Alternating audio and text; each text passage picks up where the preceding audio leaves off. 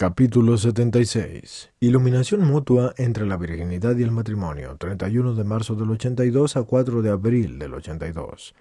Continuamos reflexionando sobre el tema del celibato y de la virginidad por el reino de los cielos, basándonos en el texto del Evangelio según Mateo, Mateo 19, versículos 10 al 20. Al hablar de la continencia por el reino de los cielos y al fundarla sobre el ejemplo de su propia vida, Cristo deseaba sin duda que sus discípulos la entendieran y sobre todo con relación al reino que él había venido a anunciar y para el que indicaba los caminos justos.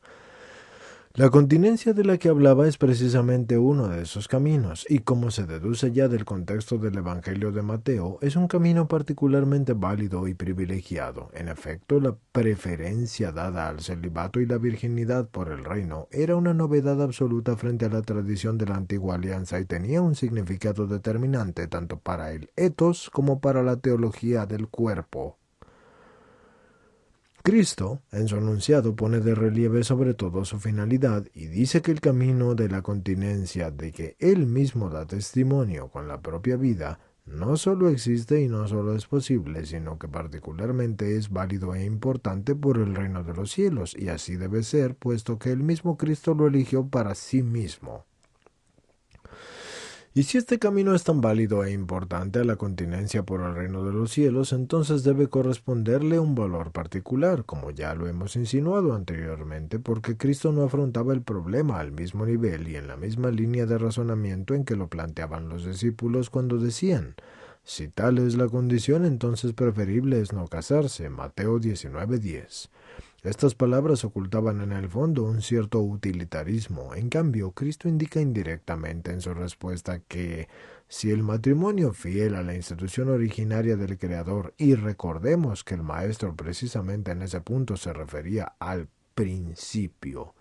posee una plena congruencia y valor por el reino de los cielos, y es un valor fundamental y universal y ordinario, la continencia, por su parte, posee un valor particular y excepcional por este reino, y es obvio que se trata de la continencia elegida conscientemente y por motivos sobrenaturales. Si Cristo, en su enunciado, pone de relieve ante todo la finalidad sobrenatural de esa continencia, entonces lo hace en el sentido no solo objetivo, sino también explícitamente subjetivo, y esto es que señala la necesidad de una motivación tal que corresponda de un modo adecuado y pleno a la finalidad objetiva de que se manifiesta en la expresión por el reino de los cielos. Para realizar el fin del que se trata esto, y esto es para descubrir la continencia de este particular y de esta particular fecundidad espiritual que proviene del Espíritu Santo, es necesario el quererla y el elegirla en la virtud de una fe profunda, que no nos muestra solo el reino de Dios en su cumplimiento futuro, sino que nos permite y hace posible de un modo especial el identificarnos con la verdad y con la realidad de ese reino,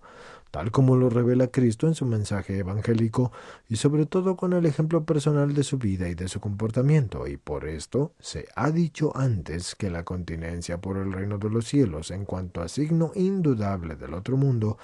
lleva en sí sobre todo el dinamismo interior del misterio de la redención del cuerpo. Esto está en Lucas 20:35. Y en este sentido, posee también la característica de una semejanza particular con Cristo. El que elige conscientemente de esta continencia, elige en cierto modo una participación especial en el misterio de la redención del cuerpo y quiere completarla de un modo particular, por así decirlo, en la propia carne.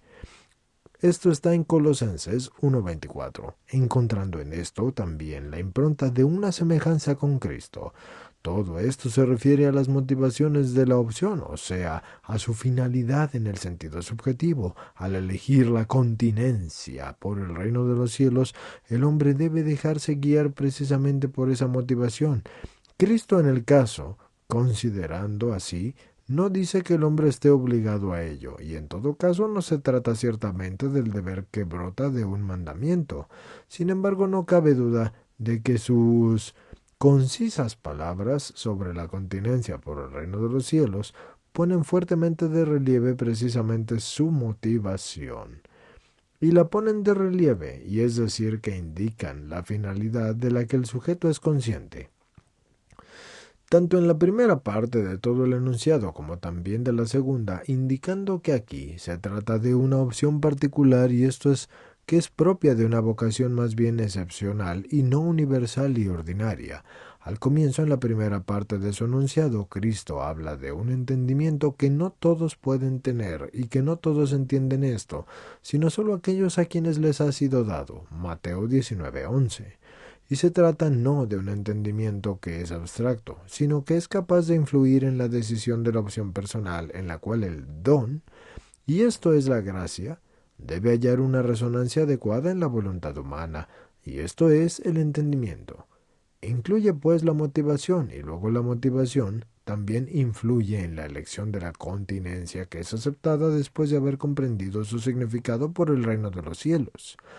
Cristo, en la segunda parte de su enunciado, declara pues que el hombre se hace un eunuco cuando elige la continencia por el reino de los cielos y hace de ella la situación fundamental, o sea, el estado de toda la propia vida terrena. En una decisión tan consolidada subsiste la motivación sobrenatural por la que ésta fue originada y tomada. Esa es la decisión misma, y subsiste, diría, renovándose continuamente, porque ya nos hemos fijado anteriormente en el significado particular de la última afirmación. Si Cristo en el caso citado habla de hacerse un eunuco y pone en relieve el peso específico de esa decisión que se explica por la motivación nacida de una fe profunda, pero al mismo tiempo no oculta el gravamen que esta decisión y sus consecuencias persistentes pueden traer al hombre, o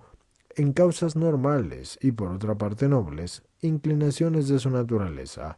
la apelación al principio en el problema del matrimonio nos ha permitido descubrir toda la belleza originaria de esa vocación del hombre como varón y mujer.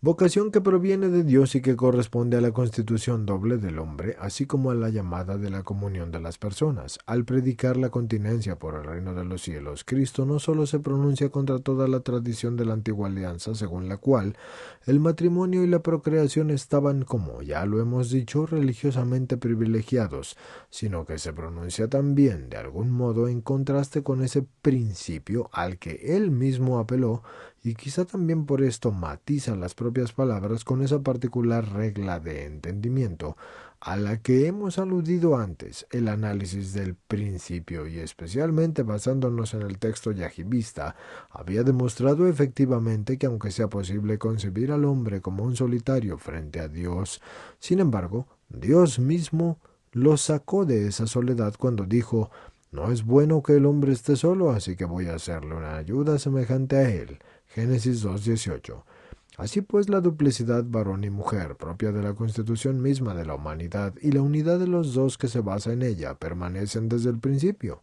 Y esto es desde su misma profundidad ontológica, que es obra de Dios, y Cristo, al hablar de la continencia por el reino de los cielos, tiene presente esa realidad, pero no sin razón habla de ella, según Mateo, en el contexto más inmediato en el que hace referencia precisamente al principio, y es decir, al principio divino del matrimonio en la constitución misma del hombre. Sobre el fondo de las palabras de Cristo se puede afirmar que no solo el matrimonio nos ayuda a entender la continencia por el reino de los cielos, sino también que la misma continencia arroja una luz particular sobre el matrimonio que es visto en el misterio de la creación y de la redención.